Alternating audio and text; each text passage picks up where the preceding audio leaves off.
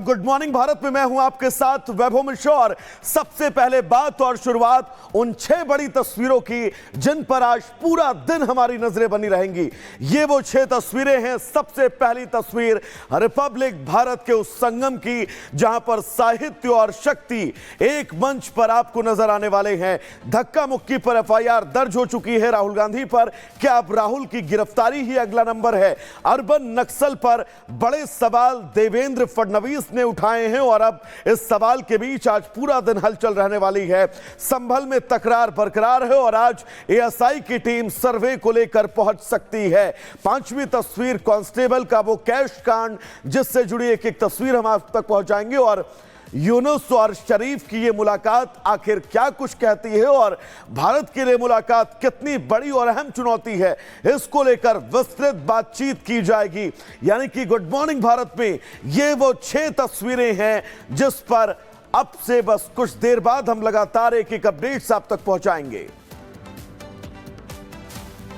तो चलिए इसी बीच एक और बड़ी खबर का सबसे पहले रुख कर लेते हैं। ये बड़ी खबर आपको बता देते हैं, संसद से मिल रही है। आपको जानकारी दें कि अब संसद में प्रदर्शन पर बैन रहने वाला है। संसद परिसर में हुई धक्का मुक्की के बाद जिस तरह की तस्वीरें निकलकर सामने आई उसके बाद आपको जानकारी दे देते हैं। संसद परिसर में अब प्रदर्शन के लिए नए नियम जारी कर दिए गए हैं। लोकसभा स्पीकर अब एक्शन मोड में नजर आ रहे हैं और प्रवेश द्वार पर अब प्रदर्शन के लिए मनाही रहने वाली है। किसी भी प्रवेश द्वार को अवरुद्ध नहीं करने के लिए हिदायत दे दी गई है, सख्त चेतावनी जारी कर दी गई है। तो आपको बता दें कि ये कोई पहला मामला नहीं। संसद के जो तीनों मुख्य द्वार हैं वहां पर लगातार विपक्षी सांसदों की तरफ से प्रदर्शन होते रहेंगे और इस प्रदर्शन के दौरान संसद के जो गेट हैं उन्हें अवरुद्ध किया गया। लेकिन कल जब यह प्रदर्शन चल रहा था तो धक्का मुक्की हुई और उस धक्का मुक्की में बीजेपी सांसद को चोट लगी जिसके बाद उन्हें अस्पताल में भर्ती करवाया गया। और यही कारण है कि अब स्पीकर ओम बिरला ने नए निर्देश जारी कर दिए हैं कि संसद परिसर में किसी भी तरह से प्रदर्शन नहीं किया जा सकता है।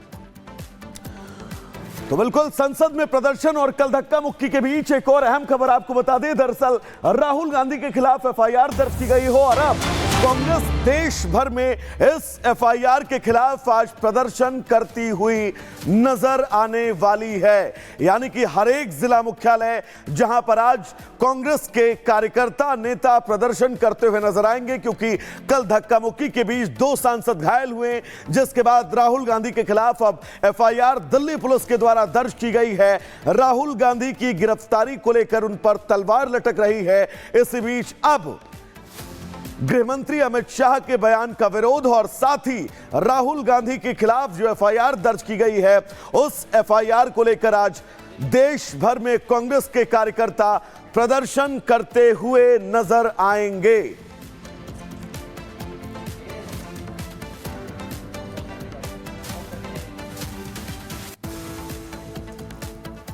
और अब बात करते हैं संगम रिपब्लिक भारत की। आपको बता दें कि आज रिपब्लिक भारत के मंच पर दिन भर साहित्य, सुर और शक्ति का संगम नजर आने वाला है। वो तमाम शख्सियत आज रिपब्लिक भारत के एक मंच पर होंगी जिन्हें आप एक साथ सुनना चाहते हैं। और आज का वो दिन बेहद महत्वपूर्ण रहने वाला है जब रिपब्लिक भारत के इस मंच पर, संगम के मंच पर साहित्य, सुर और शक्ति के शख्सियतों को आपको सुनने का मौका मिलेगा। इसी से जुड़ी ये रिपोर्ट आपको दिखा देते हैं।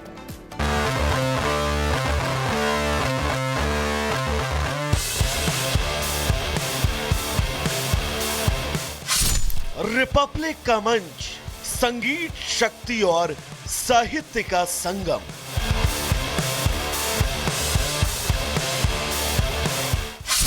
खूब जमेगा रंग जब मंच पर होंगी हस्तियां।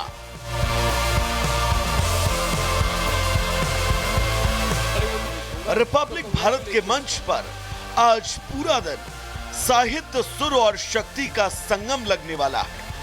दर्शकों अपनी कुर्सी की पेटी कस लीजिए, रिमोट को साइड में रख दीजिए और नजरें गड़ाए रखिए टीवी स्क्रीन पर, क्योंकि रिपब्लिक भारत पर आज दिन भर आपको देश भर की वो शख्सियत सुनने को मिलने वाली हैं जिनको एक मंच पर सुनने की चाहत आप और हम हमेशा से ही करते रहे हैं।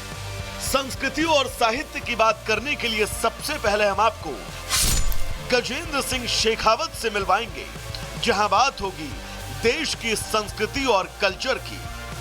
संस्कृति और कल्चर की बात के बाद हम आपको मिलवाएंगे शास्त्रीय नृत्य और संस्कृति में महारत हासिल करने वाली डॉक्टर सोनल मान सिंह से, जो अपनी सांस्कृतिक प्रस्तुतियों के साथ अपने जीवन से जुड़े अनुभवों को भी साझा करेंगी। इस अद्वितीय प्रस्तुति के बाद हम मिलवाएंगे और सुनवाएंगे वो भजन श्रृंखला जिस आवाज को कानों में पड़ते ही खुद को सुनने से आप नहीं रोक पाते। जी हाँ, हम बात कर रहे हैं कम समय में ही अपने भजनों से श्रोताओं के दिलों पर राज करने वाली स्वाति मिश्रा की। भजनों गीतों की श्रृंखला के बाद हम आपको मिलवाएंगे कवयित्री और मशहूर लोकगीतों को लेकर लोगों के दिलों पर राज करने वाली अनामिका जैन अंबर से। फिर बात होगी स्मृति ईरानी से, जो देश में चल रहे हर घटनाक्रम पर विस्तृत बात करेंगी और साथ ही देश में कैसे महिला शक्ति आज मुकम्मल मजबूत हो रही है, इस पर भी चर्चा करेंगी। इसके अलावा हिंदी सिनेमा जगत के कोहिनूर अनुपम खेर, कार्तिक आर्यन, यामी गौतम से और इनके जीवन से जुड़े हर अनुभव पर विस्तार से बात होगी। रिपब्लिक के इस भव्य संगम में आज हम आपकी मुलाकात अन्नू कपूर, अक्षरा सिंह और मनोज तिवारी से भी करवाएंगे। यानी रिपब्लिक भारत के मंच पर आज साहित्य, राजनीतिक, सांस्कृतिक और शक्ति से जुड़ी हर वो हस्तियां होंगी जिन्हें आप रिपब्लिक के इस अद्भुत संगम में एक साथ देख पाएंगे। तो आज पूरा दिन बने रहिएगा रिपब्लिक भारत पर और देखते रहिएगा साहित्य, सुर और शक्ति का अद्भुत संगम। तो चलिए दर्शकों, आगे बढ़ेंगे और बात भोपाल के उस कैशकांड की करेंगे जहां पर कांस्टेबल रहे जो शर्मा जी हैं, उनके खिलाफ किस तरह से यहां पर एक्शन लिया गया है और कांस्टेबल का कैशकांड क्यों हम कह रहे हैं। दरअसल जब उपायुक्त ने छापेमारी की है और इस छापेमारी में कांस्टेबल के घर से जो कुछ मिला वो वाकई चौंका देने वाला है। इस रिपोर्ट के जरिए हम आपको विस्तृत जानकारी दे रहे हैं। पौष इलाके में कोठी, 35 किलो चांदी और लाखों कैश। लोकायुक्त अधिकारियों के उड़े हो। ये बात किसी बड़े अपराधी या माफिया की नहीं हो रही, ना ही जिसकी चर्चा हो रही है वो किसी बड़े सरकारी पद पर प्रतिष्ठित है, बल्कि ये बात हो रही है भोपाल के पूर्व आरटीओ कांस्टेबल सौरभ शर्मा की। अपनी छोटी सी नौकरी में सौरभ ने वो कारनामा कर दिखाया जिसे देखकर हर कोई हतप्रभ है। रेड में पहुंचे ईडी अधिकारियों के होश तब उड़ गए जब सौरभ शर्मा की काली कमाई के तहखाने खुलने शुरू हुए। भोपाल की बेहद पौष इलाके में एक अरेरा कॉलोनी वाले सौरभ के घर में ईडी की टीम पहुंची। बाहर से देखकर कोई ये नहीं कह सकता था कि ये घर किसी कांस्टेबल का होगा, लेकिन जांच टीम को जो अंदर मिला वो और भी ज्यादा चौंकाने वाला था। लोकायुक्त की टीम ने जैसे जैसे घर की तलाशी ली उसके होश फाख्ता हो गए, जिसकी वजह सौरभ के घर में बरामद कैश और ज्वेलरी थी।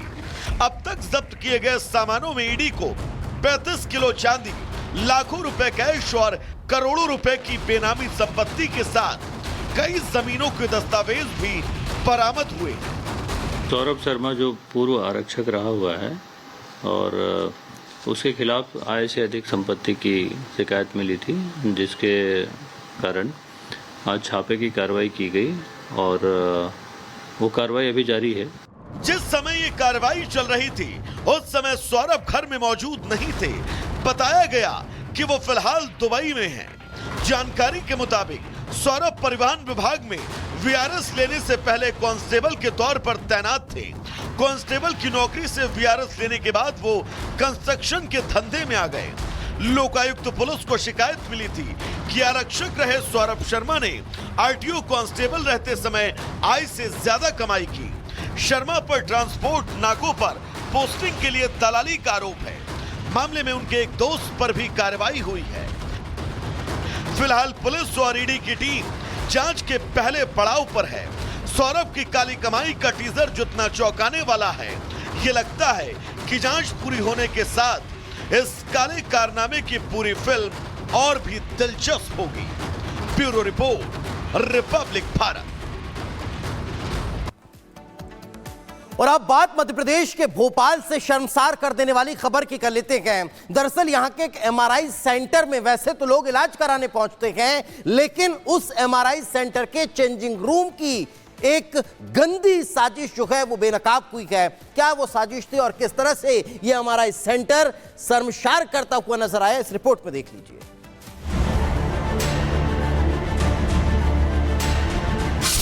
एमआरआई सेंटर में गंदी बात। चेंजिंग रूम में हिडन कैमरा। आखिर किसका पैतरा? मध्य प्रदेश की राजधानी भोपाल की ये मालवीय नगर इलाका है और उस इलाके में बना ये एमआरआई सेंटर गुरुवार को अचानक विवाद का केंद्र बन गया। विवाद शुरू हुआ इस चेंजिंग रूम से। मालवीय नगर इलाके में मेडिस्कैन नाम का एक एमआरआई सेंटर है। गुरुवार को एक महिला पेशेंट अपने पति के साथ यहां एमआरआई करवाने पहुंची थी। चेंजिंग रूम में महिला ने एक मोबाइल फोन पाया। महिला ने अपने पति को बताया कि मोबाइल फोन रिकॉर्डिंग ऑन करके रखा गया था। मोबाइल को चेंजिंग रूम के फॉल्स